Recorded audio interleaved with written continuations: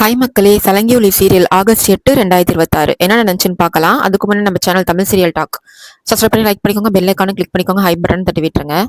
பூமி சோகமா உட்காந்துட்டு இருக்கும்போது அவ ஃபோன் ரிங் ஆகுது. கேபி ஃபோனை எடுத்து யார் பேசுறதுன்னு கேட்குறாரு. நாங்க அஃபிலியேஷன் ஆஃபீஸ்லேருந்து பேசுகிறோம், பூமி கிட்ட கொஞ்சம் ஃபோனை கொடுங்கன்னு சொல்கிறாங்க. கேபியும் ஃபோன் எடுத்துட்டு வந்து பூமி கிட்ட கொடுக்குறாரு. ஃபோனில் பேசுகிறவங்க சொல்கிறாங்க, மேடம் நீங்கள் அஃபிலியேஷனுக்கு அப்ளை பண்ணியிருந்தீங்கல்ல, உங்கள் ஃபைல் செலக்ட் ஆயிடுச்சு. நாளைக்கு எங்கள் கமிட்டி மெம்பர்ஸ் நேரில் வந்து டாக்குமெண்ட் எல்லாம் கரெக்டாக இருக்கான்னு செக் பண்ணுவாங்க, ரெடியாக இருங்கன்னு சொல்கிறாங்க. பூமி ரொம்ப சந்தோஷப்பட்டு கேபி கிட்ட சொல்றா விஷயத்த. சுனந்தா தேவி அம்மாவோட ஆசீர்வாதம் எனக்கு கண்டிப்பா இருக்கு. மாமா என் மேல கோவத்துல இருக்காரு. அப்பாவோட சூழ்நிலையும் சரியில்லை. எனக்கு ரொம்ப பயம்தான் இருந்துச்சு. ஆனா இப்போ வந்த இந்த ஃபோன் கால் எனக்கு இரட்டிப்பு நம்பிக்கையை கொடுத்துருக்கு. எத்தனை தடங்கள் வந்தாலும் என் அம்மா லட்சியத்தை நான் கண்டிப்பா ஜெயிச்சு காட்டுவேன்னு தைரியமா சொல்றா. இன்னொரு பக்கம் சுகத்துல இருக்கிற கஹன் கிட்ட செர்ரி வரான். கஹன் சொல்லுடா செர்ரின்னு கேக்குறான். செர்ரி ரொம்ப கோவமா பொங்கி எழும்புறான். என்ன ஏமாத்த முடியாது, ஏன்னா எல்லாரையும் ஏமாத்துற மாதிரி என்னையும் ஏமாத்த பாக்குற? நீ பெரியம்மா பூரி பூமி எல்லாரையும் ஏமாத்தலாம், ஆனா உன்னை பத்தி முழுசா தெரிஞ்ச என்ன ஏமாத்த முடியாதுன்னு சொல்றான். பூமி மேல எந்த தப்பும் இல்லைன்னு உண்மை தெரிஞ்ச அப்புறமும் எதுக்கு நீ இப்படி மனசுக்குள்ளேயே கஷ்டப்பட்டுக்கிட்டு தனியா பேசிட்டு இருக்க? ஏன் இப்படி பண்றேன்னு கஹனை உலுக்கி கேக்குறான். செர்ரி விடாம சொல்றான், உனக்காக தான் பூமி அங்க காத்துட்டு இருக்கான்றது உனக்கு தான் தெரியுமே. என்ன அங்க முகூர்த்தம் குறிக்கிறாங்கன்னு தெரிஞ்சும் அவ எவ்வளோ அழுதா தெரியுமா? அத்தை வந்து சொல்ற வரைக்கும் அவளுக்கு எதுவுமே தெரியாது. நீ வருவன்னு நம்பி எவ்வளோ ஆசையா அழகா சேலை கட்டிக்கிட்டு ரெடியானா தெரியுமா? ஆனா நீ உண்மை தெரிஞ்சு போய் தாராவோட நிச்சயம் பண்ணிக்கிட்ட. ஏன்னா இப்படி கல்லா மாறிட்ட அப்படின்னு கோவமும் வேதனையுமா கேக்குறான். செர்ரி பேசுறத கேட்டு உடஞ்சு போற கஹன், நான் கல்லா மாறலடா செர்ரி, உள்ளுக்குள்ள செத்துக்கிட்டு தான் இருக்கேன். எனக்கு பூமி தான் வேணும், அவ தான் என் உயிரை விட மேலானவ. ஆனா நான் அவ வாழ்க்கையில இருந்தா அவளுக்கு தான் ஆபத்து அப்படின்னு கஹன் மனசுல இருக்கிற உண்மையையும் பயத்தையும் வேதனையும் கொட்டுறான். கஹன் செர்ரிகிட்ட சொல்றான், எனக்கு பூமி தான் வேணும், ஆனா நான் பூமி வாழ்க்கையில இருந்தா அவளுக்கு அவங்க அப்பாவோட அன்பு கிடைக்காது. ஒரு பொண்ணுக்கு புருஷன் இல்லாம கூட வாழ முடியும், ஆனா அப்பாவோட பாசம் இல்லாம வாழ முடியாதுடா. அவங்க அப்பா அவளை ரொம்ப வெறுக்கிறாருன்னு சொல்றான். அதுக்கு செர்ரி சொல்றான், அதுக்காக நீ பூமியை விட்டு விலக போறியா?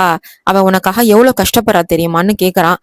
கஹன் சொல்றான், கொஞ்ச நாள் அவ கஷ்டப்படுவா, என்னை திட்டுவா, அழுது தீப்பா, அப்புறம் அவங்க அப்பா பார்த்து வைக்கிற ஒரு நல்ல மாப்பிள்ளைய கல்யாணம் பண்ணிக்கிட்டு சந்தோஷமா வாழ தொடங்கிடுவா. ஆனா நான் அவ கூட இருந்தா அப்பாவுக்காக அவ அழுதுகிட்டே இருப்பா.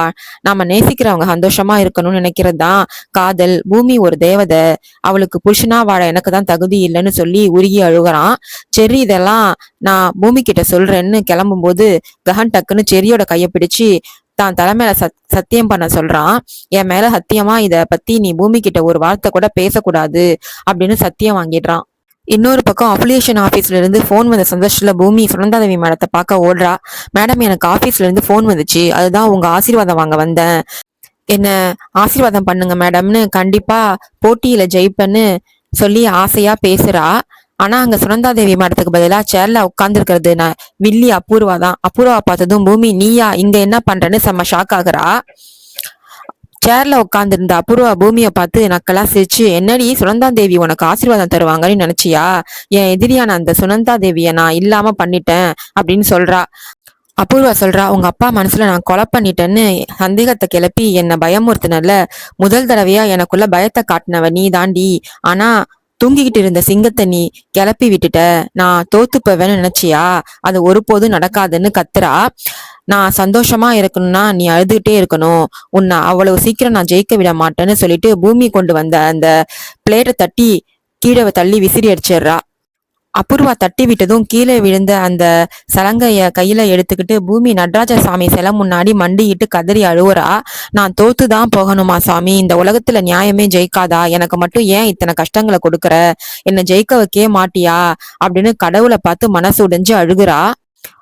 இன்னொரு பக்கம் பிரபல நாட்டிய கலைஞர் சுதாச்சந்திரன் டான்ஸ் ஆடி முடிச்சதும் அவங்க மேனேஜர் ஓடி வராரு. மேடம், அவ்வளோ பெரிய பிரம்மாண்டமான ப்ரோக்ராம் திடீர்னு கேன்சல் பண்ண சொன்னீங்களே, பெரிய பெரிய ஆளுங்க எல்லாம் வராங்க மேடம், முதலா ஏன் இப்படி ரத்து பண்ண சொல்றீங்கன்னு கேக்குறாரு. அதுக்கு சுதாச்சந்திரன் சொல்றாங்க, நான் சொன்னதை மட்டும் செய், 20 வருஷத்துக்கு அப்புறம் நான் போக வேண்டிய ஒரு முக்கியமான இடம் இருக்குன்னு சொல்லிடுறாங்க. அப்போ அபூர்வாக்கு தாரா ஃபோன் பண்றா. தேங்க்ஸ் ஆண்டி, நீங்க சொன்ன பிளான்ல தான் இப்போ கஹனுக்கும் எனக்கும் நிச்சயதார்த்தம் முடிஞ்சிருக்கு, இன்னும் 2 நாள்ல கல்யாணம் நடக்க போகுது அப்படின்னு ரொம்ப சந்தோஷமா தேங்க்ஸ் சொல்றா. தாரா போன்ல நன்றி சொல்லும்போது அபூர்வா சொல்றா, நீ எனக்கு பொண்ணு மாதிரி, உனக்காக நான் எதையும் செய்வேன்னு பாசமா பேசுறா. அப்போ அங்க 3 பெண்கள் வந்து நகைகளையும் சிலையும் வைக்கிறாங்க. தாரா, யார் நீங்க, இதெல்லாம் எதுக்கு கொண்டு வந்தீங்கன்னு கேக்குறா. அதுக்கு அபூர்வா மேடம் தான் கொடுக்க சொன்னாங்கன்னு சொல்றாங்க. அபூர்வா சொல்ற தாரா கிட்ட, இதெல்லாம் பூமியோட அப்பா அவளுக்காக ஆசையா வாங்கி வச்ச நகைகளும் புடவையையும், இதையெல்லாம் நீ கட்டிட்டு தான் கல்யாண மேடையில உட்காரணும், கஹன் கையால தாலி கட்டிக்கணும், இந்த கெட்டப்ல உன்னை பார்த்து பூமி நெஞ்சு உடைஞ்சு கதறி அழுவணும், அதுதான் எனக்கு வேணும்னு தான் கொடூரமான மனசை வெளிப்படுத்துறா. தாரா ஆனந்த கண்ணீரோட, எனக்கு அம்மா பாசமே கிடைச்சதில்ல ஆண்டி, இப்போ உங்ககிட்ட அந்த பாசத்தை பாக்குறேன்னு உருகி பேசுறா. அங்க போன் ஸ்பீக்கர்ல கேட்டுட்டு இருக்கிற நட்சத்திராவும் கங்க்ராட்ஸ் தாரான்னு வாழ்த்து சொல்றா. இன்னொரு பக்கம் பூமி அவன் அம்மா சோபாசந்திரா போட்டோ முன்னாடி உட்காந்து சலங்கைய பிடிச்சுக்கிட்டு கதறி அழுவுறா. கேபி ஓடி வந்து, என்னம்மா ஆச்சு அப்படின்னு கேக்குறாரு. பூமி சொல்றா, அம்மாவோட லட்சியம் நிறைவேறாது மாமா, அபூர்வா வந்து என் ஆசைகள் எல்லாம் அழிச்சிட்டான்னு சொல்லி அபூர்வா மிரட்டின எல்லா விஷயத்தையும் சொல்றா. இதை கேட்ட கேபி, கவலைப்படாத பூமி, அபூர்வா இப்ப ஏதாச்சும் சதி பண்ணுவான்னு எனக்கு முன்னவே தெரியும், அதான் நான் ஒரு மகா தாய்க்கு கடிதம் எழுதியிருக்கேன், இந்நேரம் அந்த லெட்டர் அவங்களுக்கு போய் சேர்ந்திருக்கும், நாட்டிய உலகத்துக்கே அவங்கதான் தாய், அவங்க வந்தா உன் அம்மாவோட ஆசை கண்டிப்பா நிறைவேறும்னு சொல்லி பூமிக்கு தைரியம் தராரு. கேபி பூமி கிட்ட, உங்க அம்மாவோட ஆசையை நிறைவேற்றக்கூடிய ஒரே ஆளு அந்த சுதாச்சந்திரன் தான், நீ உடனே போய் அவங்கள பாருமா, கண்டிப்பா உன் கனவு நிஜமாகும்னு சொல்றாரு. அடுத்தது பூமி கஹன் வீட்டுக்கு போறா. சாரதாவை பார்த்து பூமி அத்தைன்னு கூப்பிடுறா. சாரதா உடனே ஓடி வந்து பூமியை கட்டி பிடிச்சிட்டு அழுகுறாங்க. பூமி சொல்றா, நீங்க போன்னு சொன்னாலும் உங்க மேல இருக்கிற அன்பு எனக்கு குறையாதத்த, இது ஏன் வீடு, இங்க இருக்கிறவங்க ஏன் ஆளுங்க, இன்னும் கொஞ்ச நாள்ல கல்யாணம் நடக்க போகுது, உங்களுக்கு இது சாதாரண கல்யாணமா தெரியலாம், ஆனா என் வாழ்க்கையை யாரோ ஒருத்தர் புடுங்கிட்டு போற மாதிரி எனக்கு வலிக்குது அத்தன்னு சொல்லி கதறி அழுவுறா. பூமியோட வேதனைய பார்த்து சாரதா, கஹன் நீங்க வாடா, பூமி வந்திருக்கான்னு சத்தமா கூப்பிடுறாங்க. பூமி வந்திருக்கான்னு கேட்டதும் கஹன் பதறி அடிச்சுக்கிட்டு ஓடி வரான். ஆனா பூமியை பார்த்ததும் டக்குன்னு நின்று மூஞ்சியை திருப்பிக்கிட்டு, எதுக்கு இங்க வந்த அப்படின்னு பொய்க்கோபத்தை காட்டுறான். பூமி கஹன் கிட்ட சொல்றா, மாமா, பூரி கல்யாணத்தை நான் நிறுத்தினேன்னு நினைச்சு என் மேல வெறுப்ப காட்டினீங்க, திட்டினீங்க, அடிச்சீங்க, ஆனா உண்மை தெரிஞ்ச அப்புறமாவது பூமி நீ எந்த தப்பும் பண்ணலன்னு எனக்கு தெரியும்னு ஒரு வார்த்தை உங்களுக்கு சொல்ல தோணலையா மாமான்னு அழுகையோட கேக்குறா. அதுக்கு கஹன் சொல்றான், ஆளுக்காளு ஒரு விஷயத்த சொன்னா எதைதான் நான் நம்புறதுன்னு சமாளிக்கிறான்.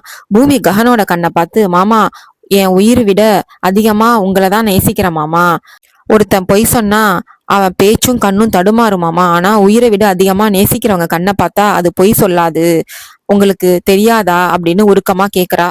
நான் பொய் சொல்றேன்னு உங்களுக்கு தோணுதா மாமான்னு பூமி கேக்குறா. பூமி அப்படி நேரடியா கண்ணை பார்த்து கேட்டதும் கஹனால பதில சமாளிக்க முடியல. மனசுக்குள்ள தாங்க முடியாத வலி இருந்தாலும், ப்ளீஸ் பூமி, என்னென்னவோ பேசாத, இங்க இருந்து போயிடு, உன் வாழ்க்கையை நீ போய் பாரு ப்ளீஸ்னு சொல்லி கெஞ்சுற மாதிரி விலகி போக பாக்குறான். பூமி சொல்றா, எப்படி மாமா உங்களால இப்படி பேச முடியுது, என்னை இவ்வளவு கொடூரமா கஷ்டப்படுத்துறதுக்கு பதிலா என் உயிரையே போற மாதிரி ஏதாச்சும் பண்ணிடுங்களேன், எதுக்கு இப்படி கல் நெஞ்சக்காரரா மாறினீங்க அப்படின்னு கதறி அழுவுறா. கஹன் தன் வேதனைய மறைச்சுக்கிட்டு, நடக்கிறது எல்லாம் நல்லதுக்கு தான்னு பூமி கிட்ட சொல்றான். எப்படி மாமா, இது எப்படி நல்லதாகும், உங்களால எப்படி மனசாட்சியே இல்லாம இப்படி பேச முடியுதுன்னு பூமி திரும்ப திரும்ப கஹனை உலுக்கி நியாயம் கேட்கறா. அதோட முடியுது. பாய் மக்களே.